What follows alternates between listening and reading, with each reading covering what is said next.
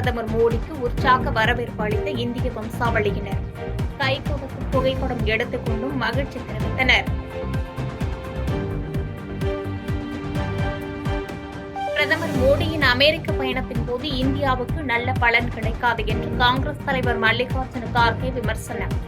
பிரதமர் மோடி நம்பிக்கையுடன் பொய் பேசி வருவதாகவும் சாடல்.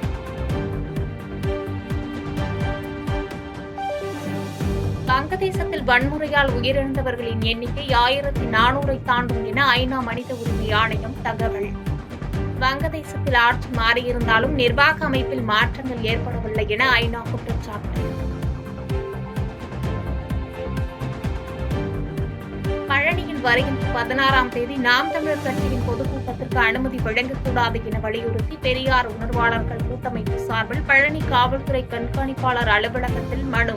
நாம் தமிழர் கட்சிக்கு பொதுக்கூட்டம் நடத்த அனுமதி வழங்கினால் பழனியில் சட்டம் ஒழுங்கு பிரச்சினைகள் ஏற்படும் என்றும் வலியுறுத்தி.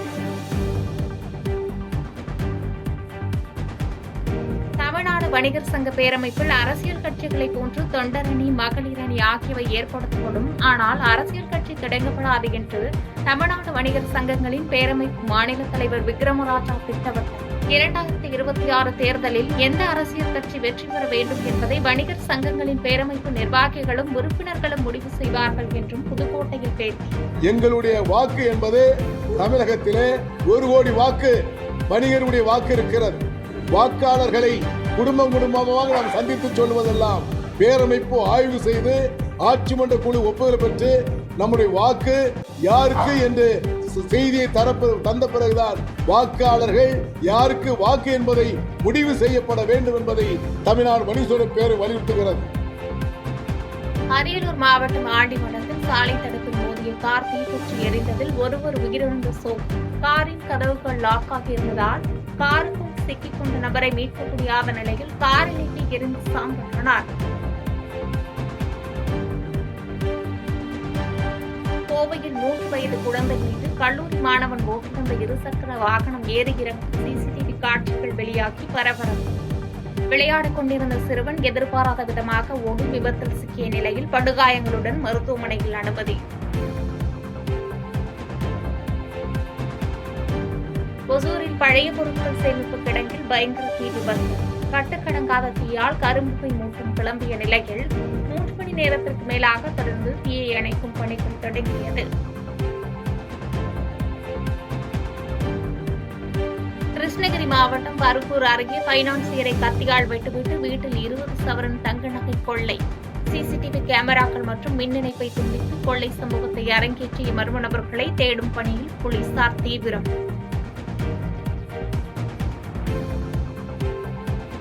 காதலர் தினத்தை முன்னிட்டு நீலகிரியில் ரோஜா பூக்களின் விலை கிடுகிடுவென உயர்வு. ரோஜா பூக்கள் கட்டு ₹200 முதல் ₹300 வரை விற்பனை செய்யப்பட்ட நிலையில் தற்போது ₹600 வரை ஒரு கட்டு விலை அதிகரித்து விற்பனை.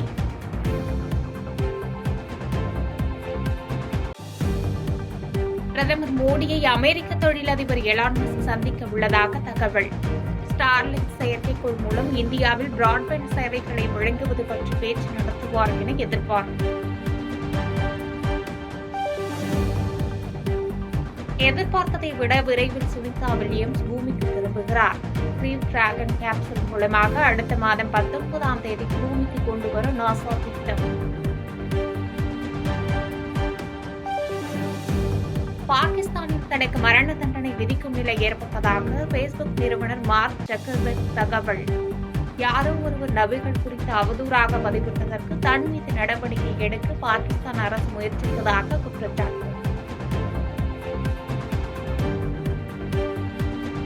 பிரதமர் மோடி வருகையை முன்னிட்டு வாஷிங்டன் பிளேயர் மாளிகையில் அமெரிக்க கொடிக்கு பதிலாக இந்திய கொடி மாற்றம். வாஷிங்டனில் வந்திறங்கிய பிரதமருக்கு உற்சாக வரவேற்பு. எளிமைப்படுத்தப்பட்ட புதிய வருமான வரி மசோதா மக்களவையில் இன்று தாக்கல். 622 பக்கங்கள் கொண்ட மசோதாவை நிதியமைச்சர் நிர்மலா சீதாராமன் தாக்கல் செய்கிறார். பிரயாக்ராஜில் திரிவேணி சங்கமத்தில் மக்கள் தொடர்ந்து புனித நீராடும் ட்ரோன் காட்சிகள். உத்தரப்பிரதேச தகவல் துறையின்படி இதுவரை 46 கோடிக்கும் அதிகமானோர் புனித நீராடியுள்ளனர்.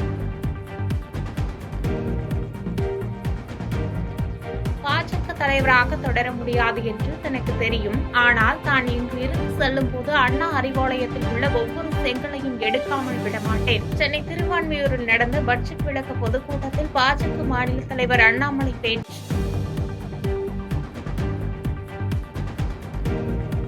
தமிழகத்தில் காவிதான் ஆளப்போகிறது. தமிழகத்தில் தாமரை மலர்ந்தே தீரும். இது பெரியார் வளர்த்த தமிழ் அல்ல, பெரியாழ்வார் வளர்த்த தமிழ் என்று சென்னை திருவான்மியூரில் நடைபெற்ற மத்திய பட்ஜெட் விளக்க பொதுக்கூட்டத்தில் தமிழிசை சவுந்தரராஜன் பேச்சு.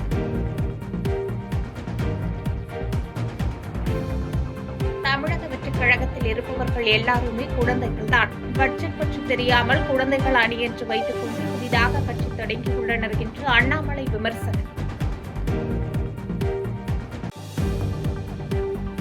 சென்னையில் நிலவும் பனிமூட்டம் காரணமாக ரயில் மற்றும் விமான சேவையில் பாதிப்பு. பனிமூட்டம் காரணமாக காலை 8:30 மணிக்கு பிறகு சீராக இயக்கப்பட்ட விமான சேவைகள்.